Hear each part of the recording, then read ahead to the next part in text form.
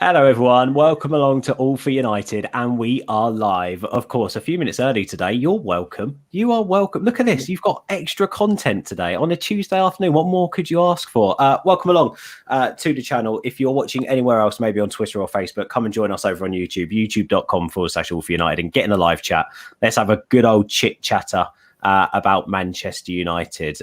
We've got two big reds with us today. Barry, Neil, otherwise known as Nari. They're a double act. It's like the Chuckle Brothers, but for Manchester United. Don't start that, Ben, because I'll get you back. I'll find out where you live. Well, you probably know already, knowing you, Neil. But still, you know, that's I know people. Don't worry. Just people. Bit far for me. Bit far for you, bit far for Barry, who's over in South Africa, just toying with trying to get some electricity at the moment. That's what life is like for Barry. We're not paying him enough, basically. Welcome along. Right, we're going to talk about Granada, the second leg, and I'm going to ask a really blanket question to start off this preview show. So we maybe don't need to do anything after we've asked this question. When we spoke before the second leg, Barry, before the Sociedad game, you said it's a pointless game. Game over. 4-0. It's done. Is 2-0 enough for you against Granada? Is it tie over?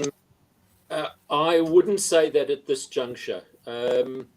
It's a funny old lead, 2-0. You know, the old cliche, when you sort of the first leg down with one game still to come, it's half time. In a sort of usual game of football, when you're 2-0 up, the next goal often is very crucial. Score it yourself, the game's dead and buried. Concede it and you've got a problem. So I would imagine Granada will come out all guns blazing, looking for early goals. That's what we have to prevent.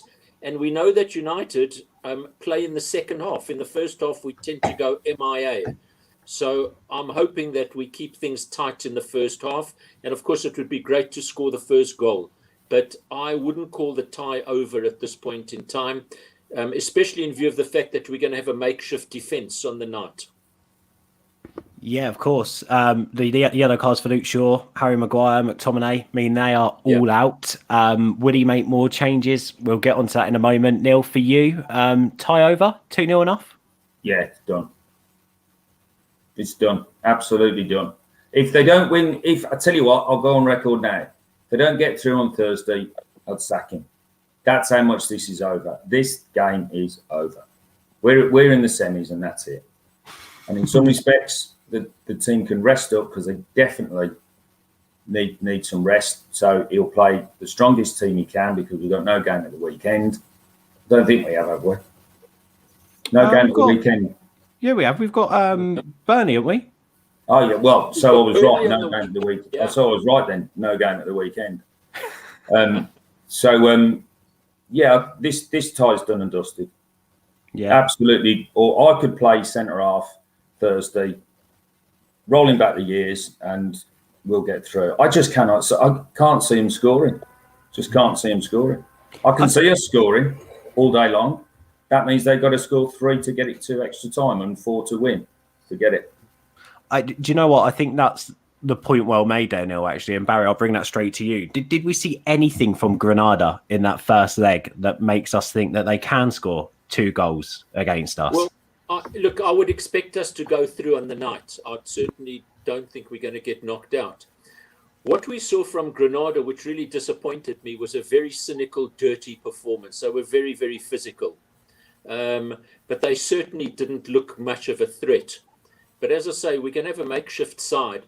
And I think that we must not leak an early goal. That potentially is a problem.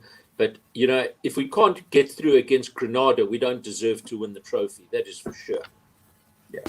Yeah, and this is a trophy that we are battling for, Neil. So at this stage, if you're Ole Gunnar Solskjaer, do you go, look, I agree with Neil and Barry, this tie is absolutely over. Let's play some of the fringe players to get some minutes in the legs. Or do you go all guns blazing just to solidify maybe in the first 45? Remember, we get 5 substitutions in the Europa League.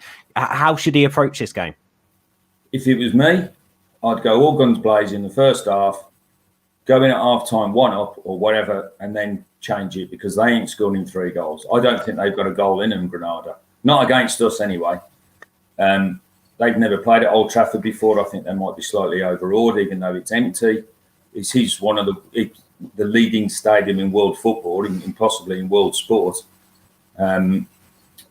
and I think that they'll be spending more time in the mega store than rather than concentrating on what's going on the pitch. To be honest, because I bet they can't get their breath. They're playing at Old Trafford. To be honest, I'm probably dismissing them completely out of hand. But for God's sake, I've said this so many times.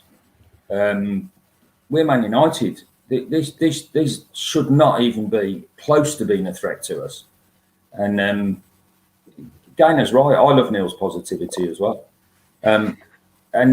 It's all over. This is over. Let's play 45 minutes. Let's get one goal. Go in at half time in front on the tie, and then bring your 5 subs on and just see the game out. And for God's sake, give Diallo at least 45 minutes. And Van der Beek, the arguments would be for as well, if not a full. You know my views on Van der Beek. If we go there with Van der Beek, I'll be talking for ages because I love the kid. I think he's magnificent. He could be a mainstay for 10 years in this team.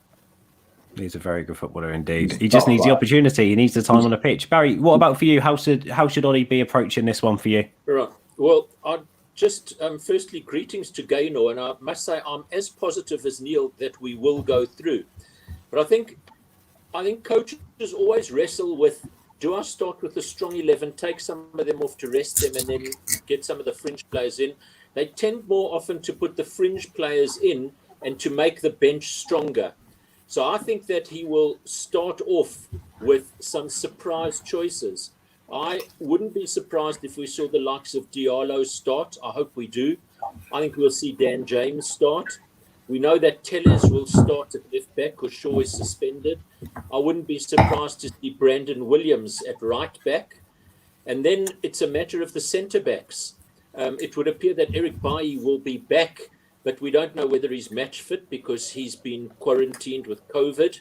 So I don't know whether he'll start. I would imagine if he doesn't, Tuanzebe will start, probably with Lindelof. I'm hoping Donny will start. Ollie always plays his favourite son, Fred, so we can expect to see him in an incredibly rich vein of goal-scoring form. I think we'll see Matic start. And then I wonder if it won't be a start maybe for someone like Mata. And I think we'll see guys like Wan-Bissaka and maybe Bruno, Rashford on the bench. I don't think he'll start with his strongest team. Yeah, I think it's interesting. What you say there in terms of him wrestling with whether to rest players or not, I think is a very valid point, because players like Cavani, who we've seen throughout the season, struggle with their legs. Even Pogba at times has battled fitness. They're coming into some really nice vein of form, and you just wonder, does taking them out the team for Thursday potentially impact that? Do we want to see them continuing to play together to form better partnerships, to potentially get, if Cavani can get a goal in the first half against Granada, again, that's going to be fantastic for him and his confidence. So it is, isn't it, Neil? It's not just about giving the fringe players a go. He's got to think here about the partnerships within the team, and he's got to think about, who needs the rest, who really needs the rest for the game against Burnley.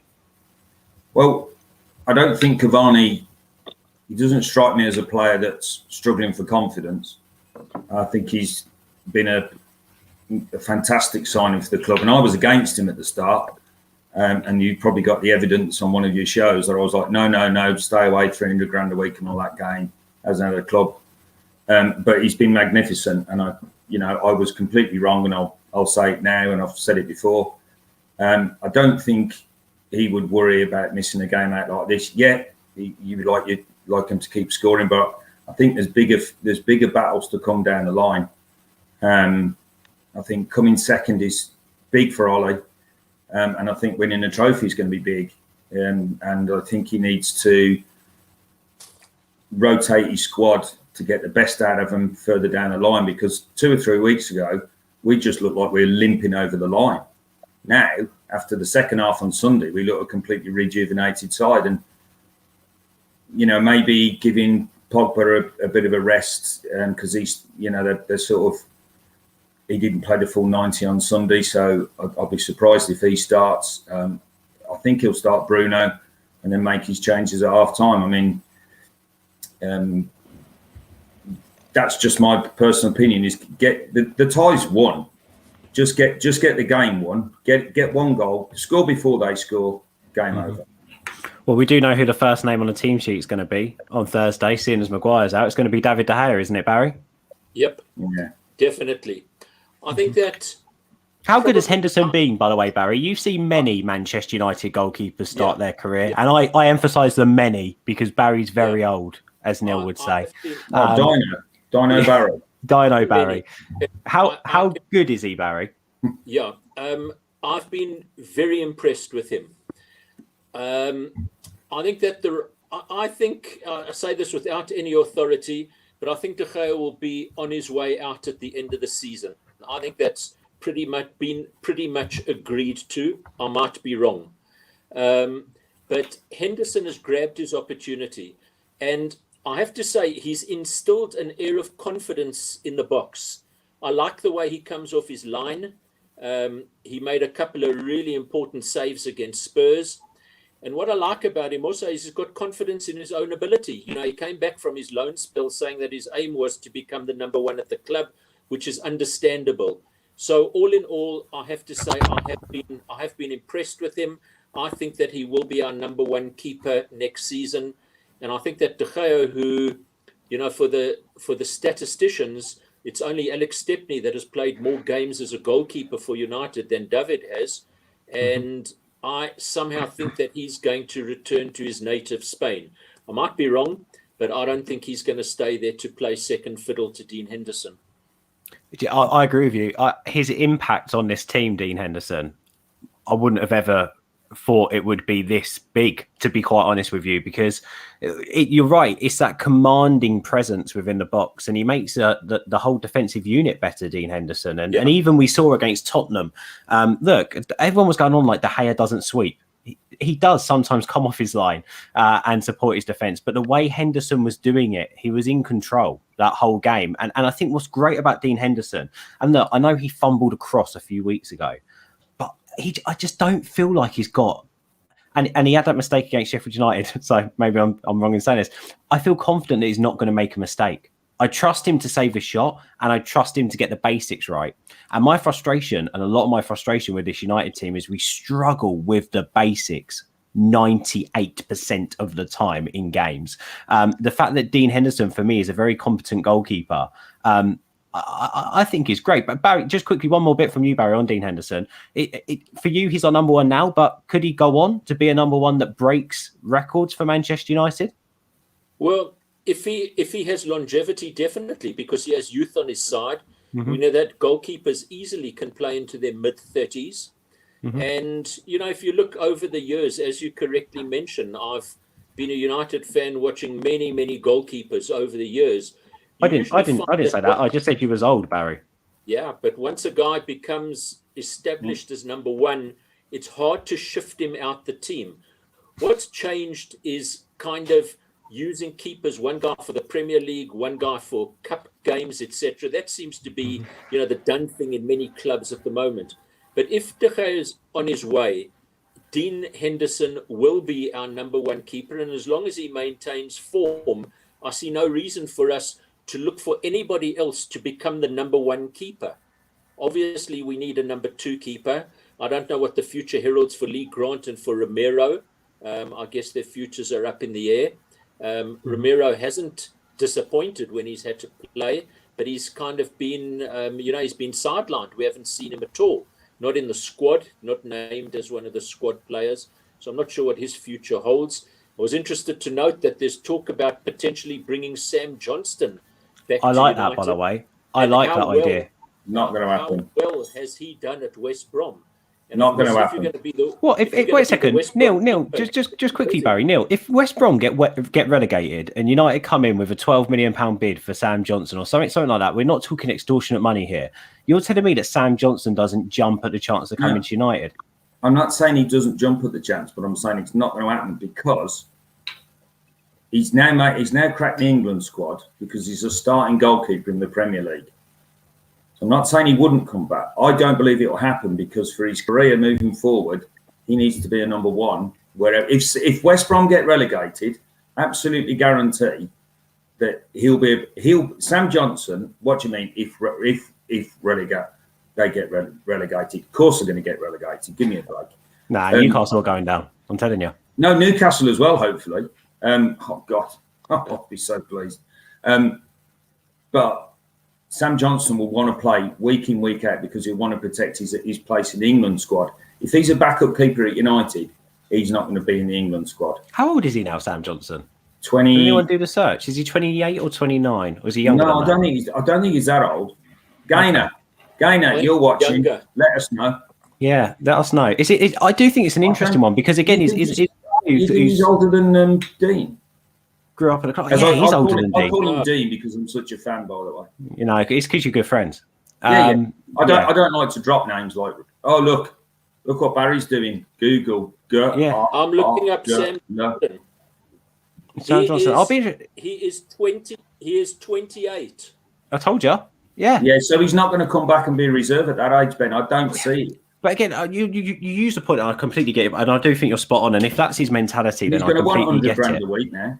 I completely get it. But for me, if we're going to let go of Romero, Lee Grant, his contract's coming to an end. De Gea, he's not going to sit around on the bench as a number two. I can't see it. Gone. De Gea's gone.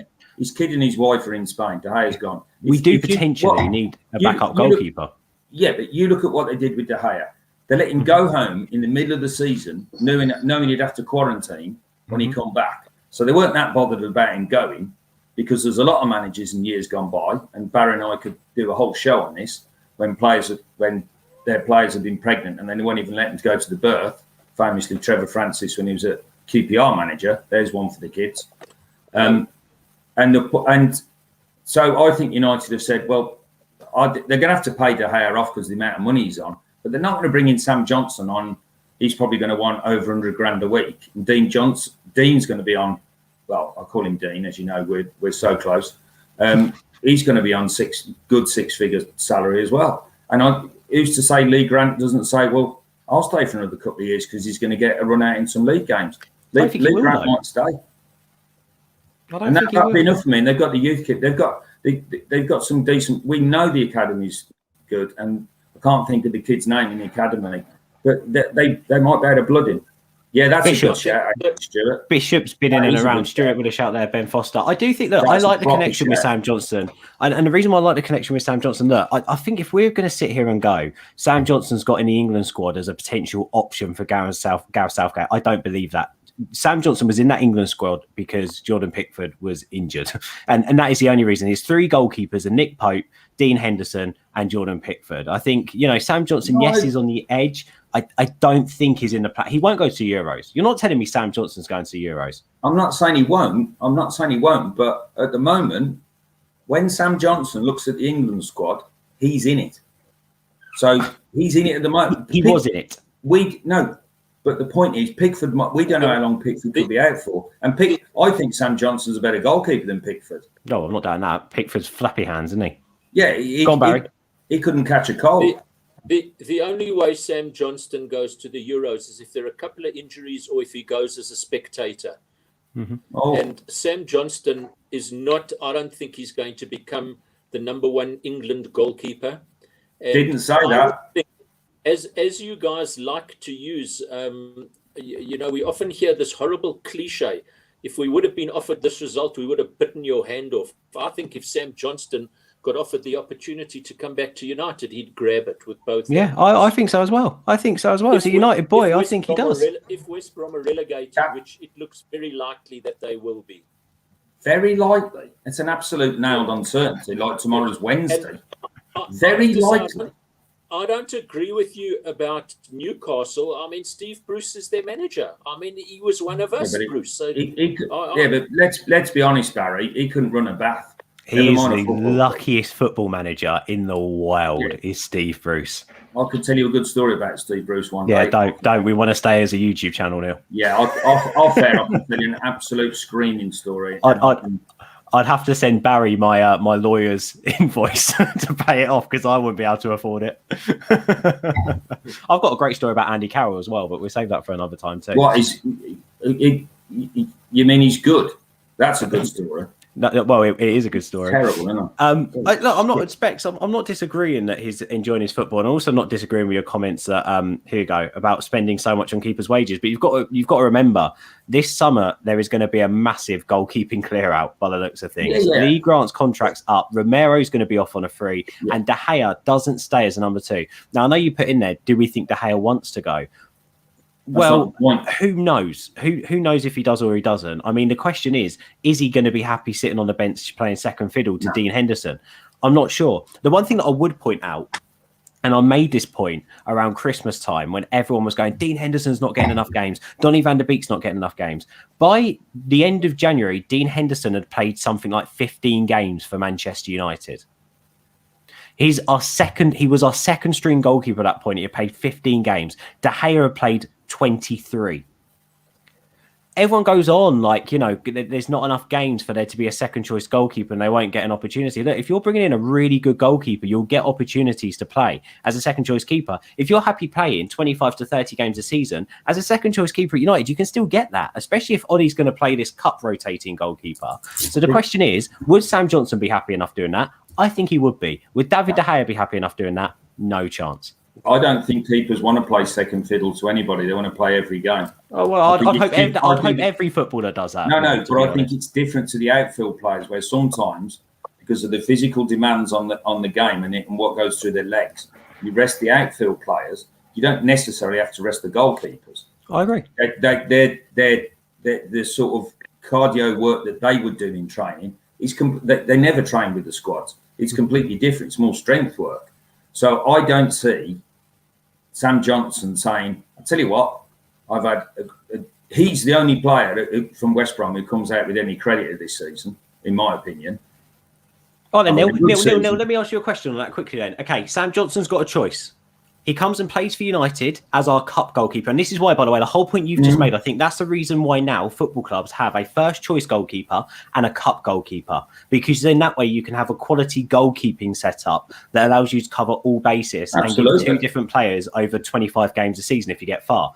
But for you, if Sam Johnson has the 2 options next summer, go to United, be their cup goalkeeper, or stay at West Brom and play championship football, what does he do? Well, right, okay. I'll answer that question, but then I'll come back with the question. Don't go back on yourself. No, I'm not going to go back on yourself. I'd rather play, and Ole Gunnar Solskjaer said this about Tottenham once, I'd rather play in Manchester United's reserves than play for Spurs. And that's what Solskjaer said. I'm answering the question you've asked. Barry, he's answered our point, mate. He agrees with us. No, I didn't say I agree with you. I never said we shouldn't sign Johnson. Well. Right, if Johnson goes to the Euros, all right, then you two, know it all, and you, Gary. Right, okay, I'll ask you 2 a question. I'll tell you what, I was a bit worried that this subject was going to be a bit woolly tonight, Ben, but I'll ask you 2 a question. If Sam Johnson goes to the Euros, go on, right, because you said the word if, and as far as I'm concerned, if shit was pudding, no one on the planet would starve. Think about it. If Sam Johnson goes to the Euros, and obviously West Brom are relegated, the end of season video come out 6 weeks ago. Would Sam Johnson say, right, I'm happy to play reserve football, or a Premier League club have offered me to start in their team? Because there's loads of teams that need keepers. Obviously, Neil, yeah. And that's why I used the if. That's why I said if he only had the 2 options. And that's exactly coming back. Yeah, but the point I was trying to make was reflective on the point of what you were saying before that, in terms of, game time's massive. It's so to game time.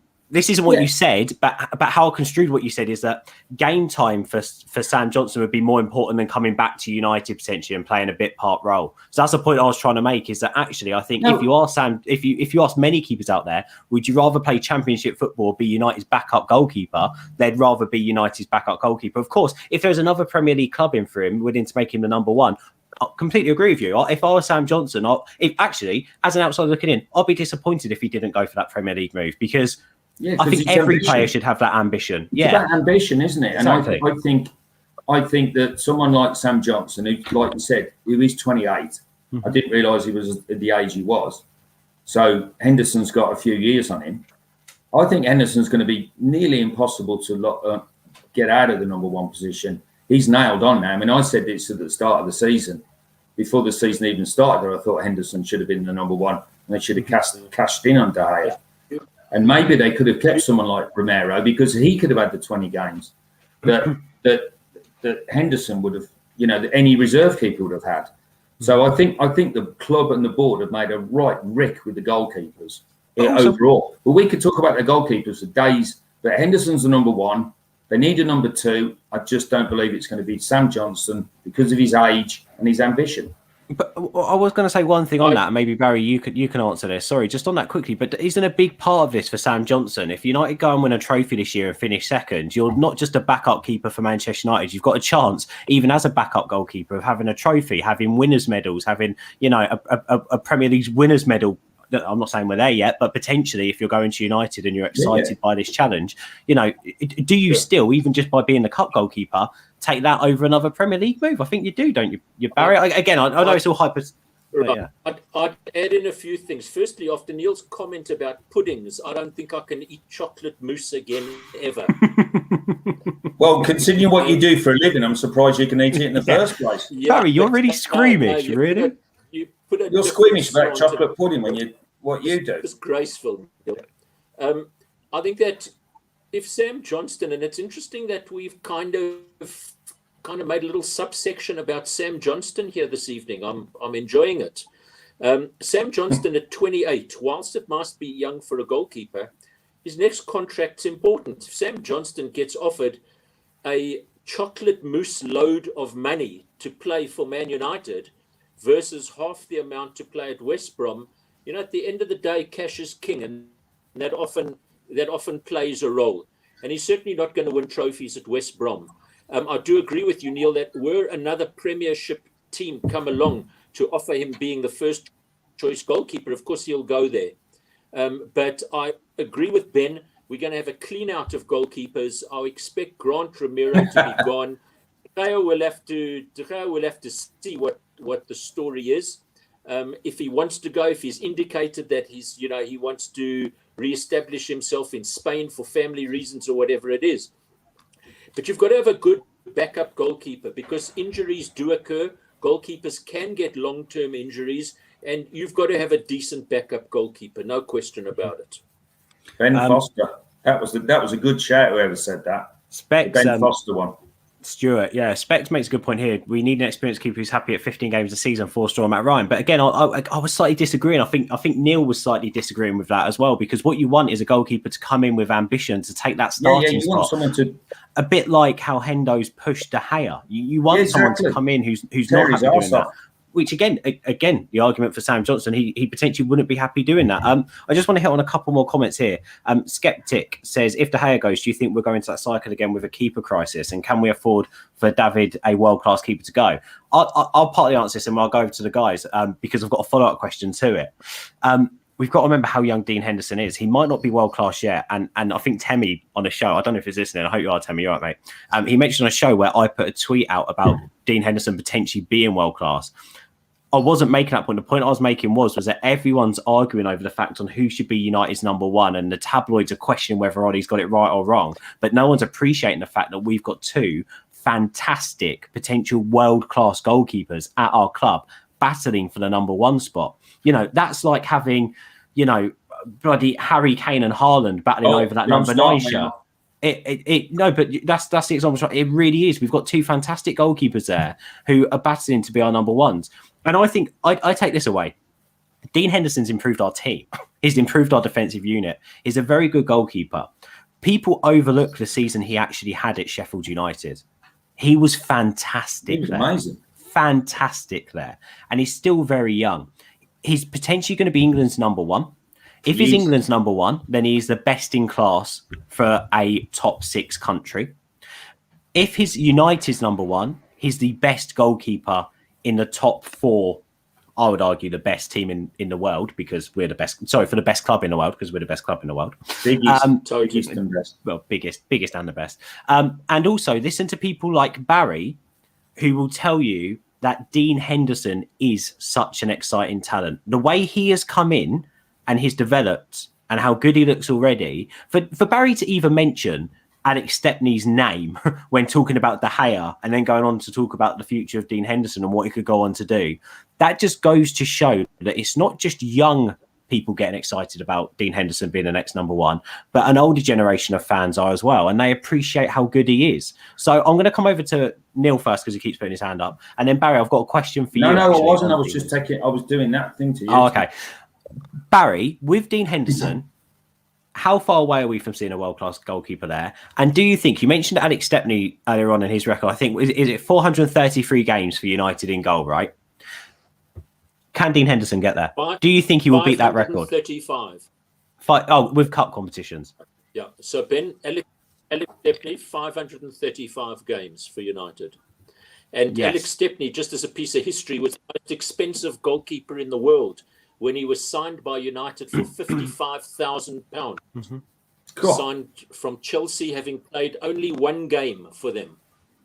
All in a day's work, Barry? Yeah, only a day. All in a day's work. You know, we bandy about terms like world class. You know, what qualifies a guy to be world class? That's a Is Dean Henderson in the top 5 goalkeepers in the world at the moment? No, he's not. Does he have the potential to get there? Yes, he does. And I think that somebody mentioned in the thread, and I think it's a very valid point, that what he's done is he's made our defensive unit look stronger.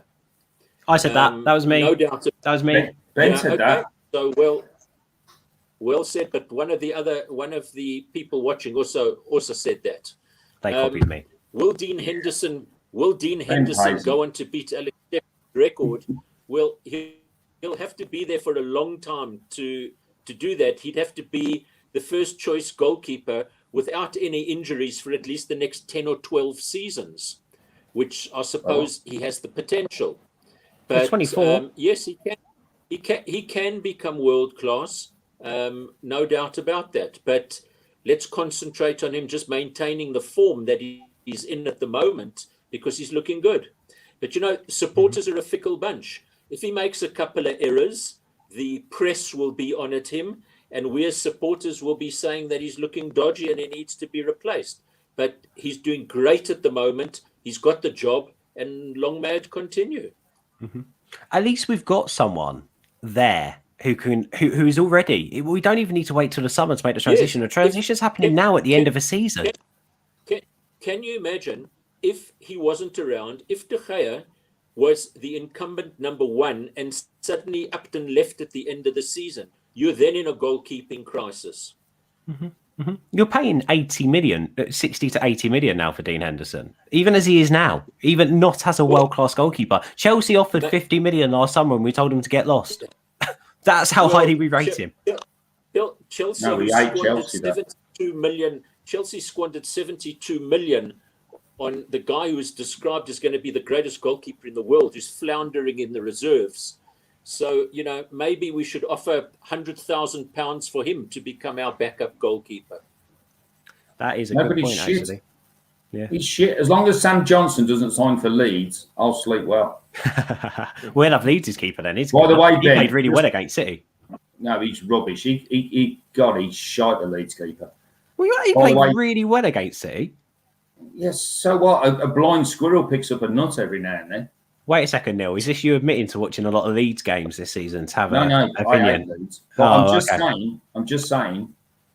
I'm just putting my name up now. Any preview show for the Leeds game, if I'm not on it, you're going to get hell from me.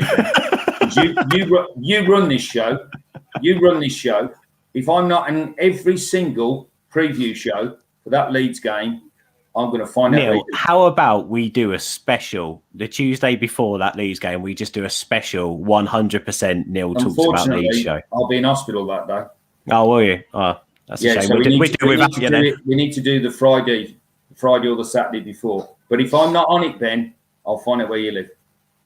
I'll forget. I'll forget. Let me know. I've got a memory of a goldfish. Anyway, right, let's move on from goalkeepers. Let's put our team together for tomorrow. But all this being said, obviously, De Gea in goal tomorrow. I don't think there's any chance that he doesn't play. But that defence, obviously, losing Shaw and Maguire, looks like Bailly might be back fit.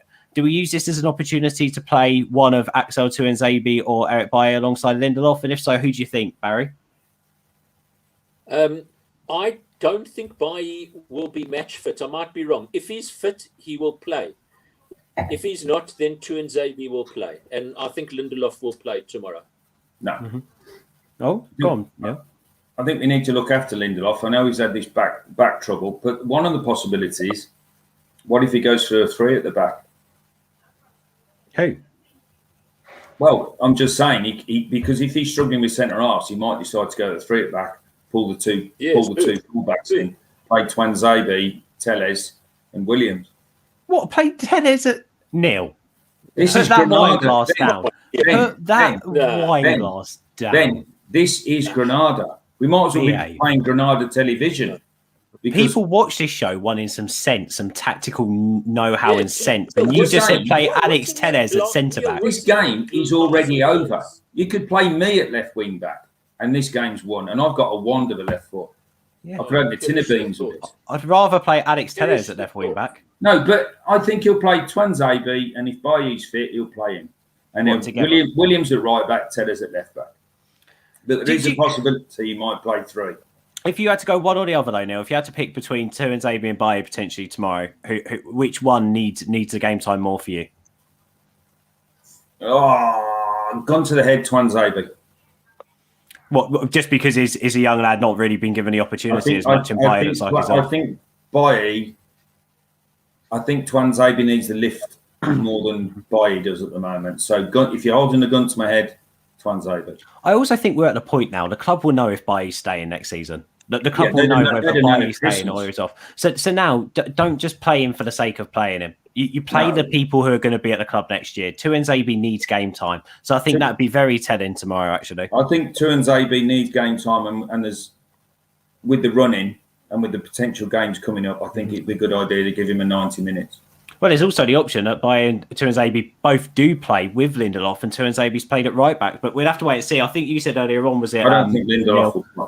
Well, you said earlier on that potentially Williams could start right back for Wan-Bissaka, didn't you? Or was that Barry? Yeah. Williams at right back. Do you think? Would you rest Wan-Bissaka as well, Barry? Yeah. Yes.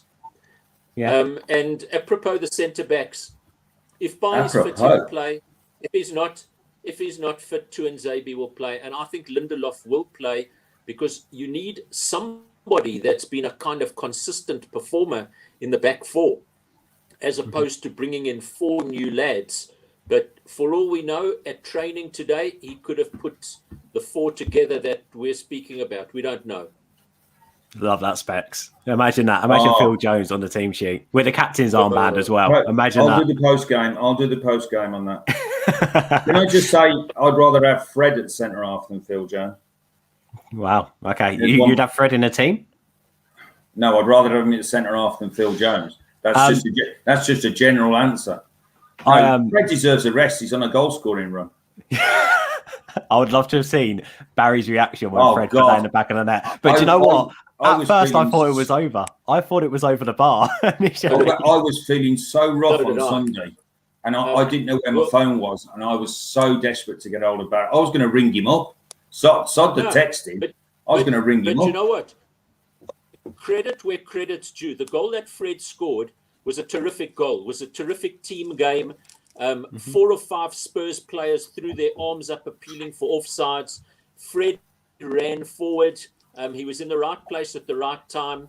Had he been 1 meter further back, it would have gone 6 meters over the bar, I'm quite sure. But he wasn't. But look, you know I'm not a fan of his, and he doesn't cut it for me. No, he doesn't cut it for me. And he's got a lot of energy, he runs around, but no, not for me. He doesn't get into my first 11 starting lineup. He doesn't get in your first 100 if there was 100 players on the pitch. Did you hear Roy Keane's comments? No, what did he say? He said Fred was absolutely dreadful and he thought he'd miss it. I don't. Roy Keane slaughters Fred. I reiterate, I know it's not my money, but £52 million for him, flipping joke. Do you know what I find interesting about Fred is you can always write him off for the first half. You just know. It's just you know that he's not going to have a good first half, and then you can usually tell in the first 5 minutes of the second half whether that changes. Don't start Barry off. Don't start Barry off. No, seriously though, with Fred, he seems to play better once he's had a kick up the arse. That I don't understand that with a footballer. Please, when he next plays, please watch his distribution. He very, very rarely passes a ball in front of a player to run onto. Generally, it goes square or slightly behind the player. Neil, it's a basic skill, and I refuse to believe that he's Brazilian. Somebody has forged his birth certificate. I bet his wife's called Wilma. Probably. So Fred starts then. Just so you know, Fred needs a rest. He's on a run. I would be very touchy about changing that back line completely. The fact that already Maguire and Tellez can't play, I think Wan-Bissaka probably has to start. So I would go Wan-Bissaka, Lindelof. So you've got the stalemates, and then I'd probably play Axel and Tellez in the back for me. And then look, going on a normal formation, who are the two holding then? Who are we going for? Matic get a start. Mark's favourite, Matic. Yes. Matic, and who plays alongside Matic then? Fred. McTominay's looked off the pace recently. McTominay's suspended. Of course, McTominay's suspended. Yeah, good point. But not McTominay then. Fred plays alongside him. What about Pogba? Does he push Pogba back into midfield? No. We've got to wrap him in cotton wool for a bit by the look of it. By the way, do you agree that Pogba has looked better on that left-hand side than he has done in the middle? Yeah, well, that's what he played for Juve, and he does for France. So why is it, if you ask any United fan for their ideal 11 for next season, Paul Pogba's in the middle of the park next to a holding midfielder? Surely we should be building the team around where our players are best suited. So for me, Pogba plays in that front four. He doesn't play in that midfield. If Ollie keeps with his formation, Pogba has to play on that left-hand side because that's where he plays best. He has to keep with the team he played second, the way we played second half Sunday. Yeah, I agree. Yeah. So that way, we potentially either need a Van der Beek in the midfield, someone who can break the lines and be good on the ball, and a defensive midfielder, or we need two new midfielders. McTominay maybe, I don't know, but for me, I like and also if you're playing Pogba on the left, right, Rashford then has to go to the right. No, there's no space for a Sancho in this team. Yeah, but then where's Rashford going to play? Rashford doesn't play then. I'm not saying he doesn't.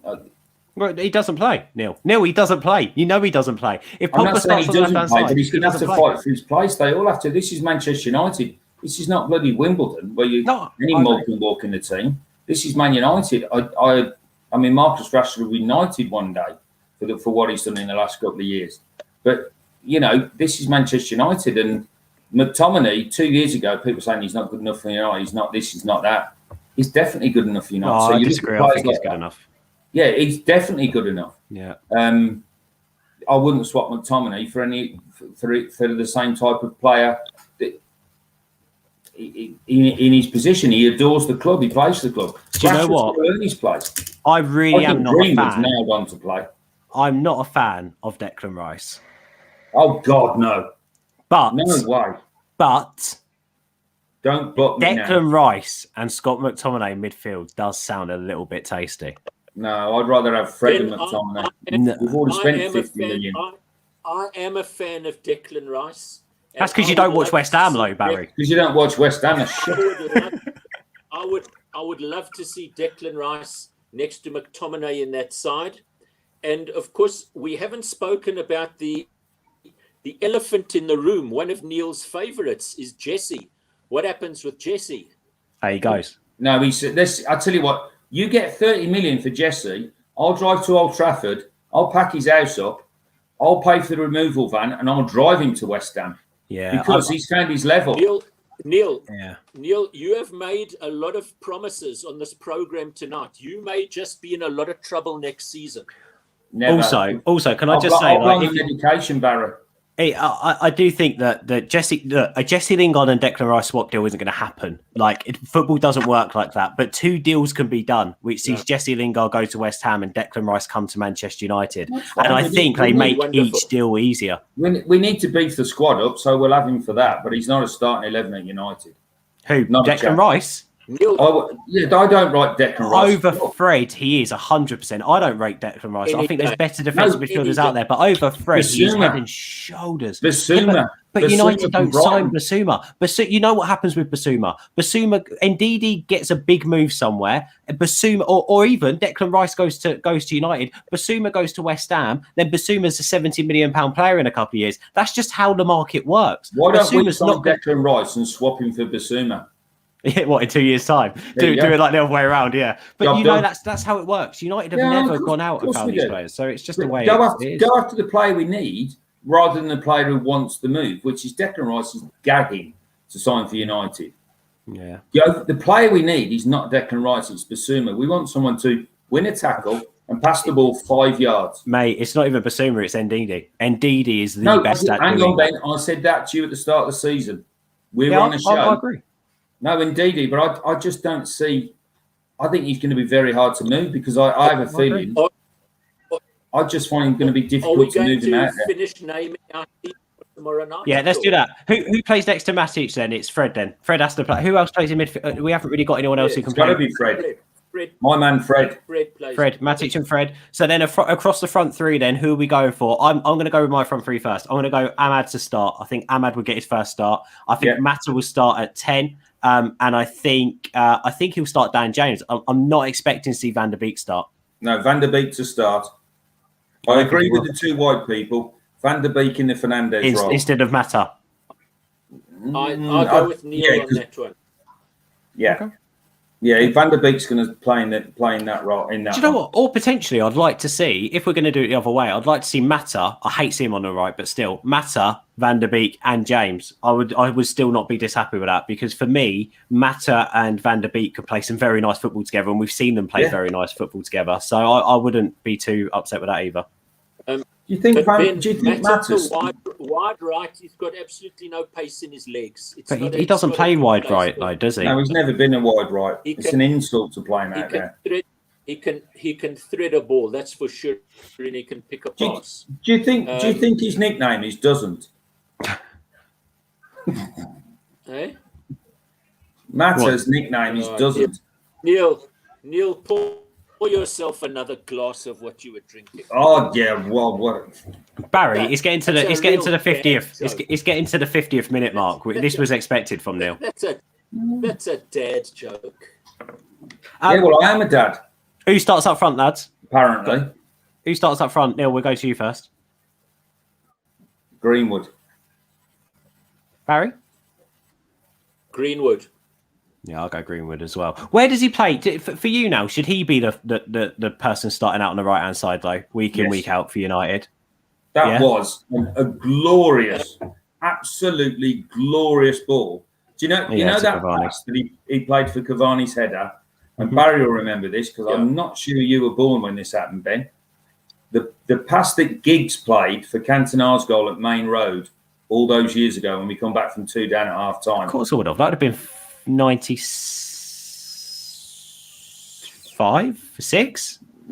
Yeah. So I mean, you might have been waddling around in your little nappy bin and stuff like that. I would have been, yeah.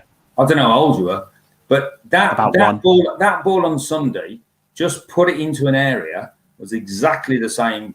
It reminded me of Giggs' ball at Main Road. Neil, and for all those youngsters out there, Main Road is where the scum you play at. I hate correcting you, but Giggs' ball at Main Road was for Roy Keane to score the winner in that game. No, you're wrong. Keane scored the first two. I'm not. Yeah, you're wrong. Keane scored the winner. You're wrong. I love it when these two argue. Mum, Dad, calm down. Giggs' first touch in the game at Main Road was when he put it to the far post and Cantona taps it in from 3 yards out. Barry, don't Google it and I'll stay on the line. I'll stay until 2 in the morning. 93. Wrong. John says it was 93, that Giggs pass. And it was the Giggs pass to Cantona. It would have been. It was in Roy Keane's first season for United. It was in 93-94. I don't care whose season it was. We're talking about the pass, Barry. We played away in midweek in Turkey. Dennis Irwin crossed for clean, Barry. Stand corrected. I'm going to check that. John, I think you're also wrong. No, this is work. John is Neil's mate, man. John is Neil's mate. I wish he is now. wish. For the love of God. Ben, just, God, that's made my week. I've been shoveling shit all day, and now Barry has just dug himself a hole. We had played midweek in Turkey, and we came back looking a bit leg weary. Went Barry, 2 goals missing down. the point. He's missing the point, Ben. He's wrong, and I'm right. I'm checking that. I don't care. I don't care if you played on. I don't care. Well, you can disagree if you like, Barry, but you're wrong. With you and John. Nah, you're wrong. Simon Bennett, right?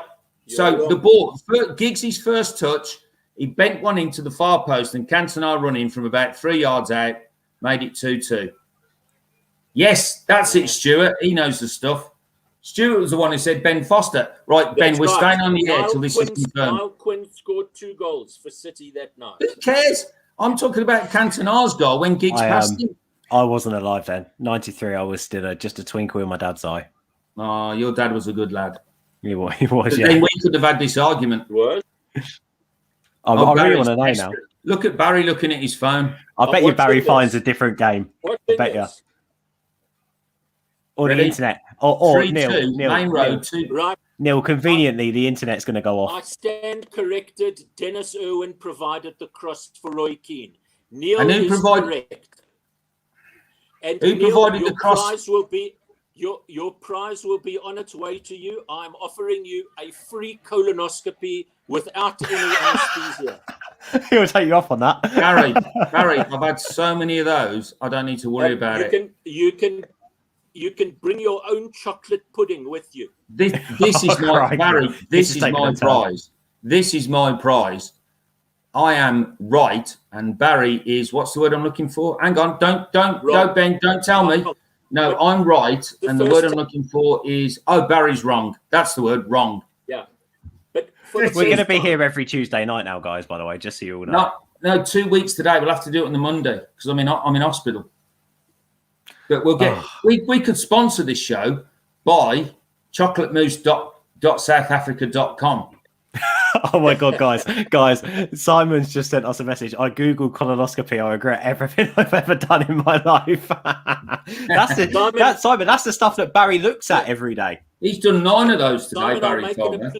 I'll make it a pleasant experience for you. Oh my God! And do you know what's really, really off-putting by Barry saying that is that he said it with a little smile. Like he knows the technique to make it pleasant. Imagine Barry's face if the patient has pissed him off. I just want to tell you, we have in our theatre this old scope that we call the Scouse Buster.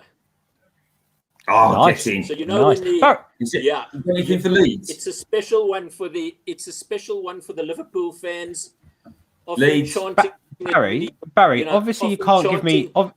Obviously, you can't give us names, Barry. But have you ever given anyone famous a little check out? Well, that's the weirdest question ever, Ben. Yeah, you have. Yes, but of course we don't discuss these things. But Cliff Richard. When the guys come to my Cliff office, Richard. When they come to my David Beckham office. Sorry, got the picture. Oh God, he'd have kept it. He'd have kept it if it was Beckham. Neil, what we don't know is that he's got every single one of those pictures because it was after. He'd have kept Beckham's. That's right. I bet his roses are living the dream. What are we even talking about? My cheeks kill. Right, I think. Well, so do the people after Barry's seen them. No, but you know what? When someone arrives in a Liverpool shirt with the old mantra, "You'll never walk alone," we have a sign up saying, "You'll never walk again." Oh, sorry, oh God. I think we've come to the end of the show, Barry. I'm crying. I'm absolutely crying. Score predictions. Who cares after the last 20 minutes? Oh, I'm going to say 3-0. Ben, I would have to base my score prediction on whether Neil starts at left back or centre back. I'm not sure where he's lined up tomorrow night. Oh, what about where Alex Tellez is playing? You mean Thursday night, Barry? Or do you want to Google that? Thursday night, yeah. There you go, Barry. Thursday night. I hope no one has been eating their shreddies, by the way. Or Cocoa Pops. 2-1 to United. guys, this has honestly been absolutely fantastic this I evening. thought this was going to be weak tonight. I thought you didn't got nothing to talk about. This is how you make a preview fun. That's the way it goes. You want to find something. If we don't get 1 million views for this, then something's gone wrong. I'm not even aiming for 100 anymore, Neil. I've got to be honest. I have to say that you could have a frozen photograph of Neil over here, and it'll get millions of views. It's not even a question. He's so marketable. Stud muffin, they call me over here. Led to lead says you'll never walk again. Love it. 0-0. 4-1. John says brilliant show. That's thanks for the laugh. Cheers, John. We will be back next Tuesday. Oh God. I'm going to go with I'm going to go 2-0 United. I'm peed off with John for supporting Neil on this. I'm miffed with him, man. Oh, by the way, can we just quickly plug? Monday night we're doing a special show, which the doc's going to be on, because little did we know that Barry in the background, Neil, has been helping Wayne Burton put together. Is it Burton or Barton? Barton. Barton. That's why I was getting it wrong. Barton. Wayne Burton. I nearly said it wrong again. Wayne Barton has been putting together an incredible tribute, an incredible book on Georgie Best. Barry's been doing some bits in the background, as has Roy Kavanagh, who we've had on before. So we're going to be doing a bestie special Monday night, 8:00. Make sure you guys all come and join us for that. Absolutely. If the doc's on it, I'm ready. He's not putting it together. He's put it together, and I've read it together. Brilliant. Yeah, the doc knows his onions. Yeah. No one should disrespect the doc other than me or Ben. that is a fact. That is a fact. I love Neil, the doc. I'll let you. I'll humour you. I actually knew all the time that Dennis Irwin put that cross in. I'm not talking. I'm talking about the Giggs cross, and I'm still right about that as well. Well, let's wait and see, guys. Thanks in that game. Thank you for watching. We're going to leave it there. Subscribe to All for United. Hit the like button, and we'll speak to you soon. Take it easy. Remember, by the way, Q&A show tonight at 10:00. Tomorrow, Wall of Reds at 9:00. And then on Thursday after the game, we'll be on with the reaction. So join us for that. Anyway, enjoy the football if you're off to watch that now. And we'll speak to you in a bit. Bye for now. Cheers.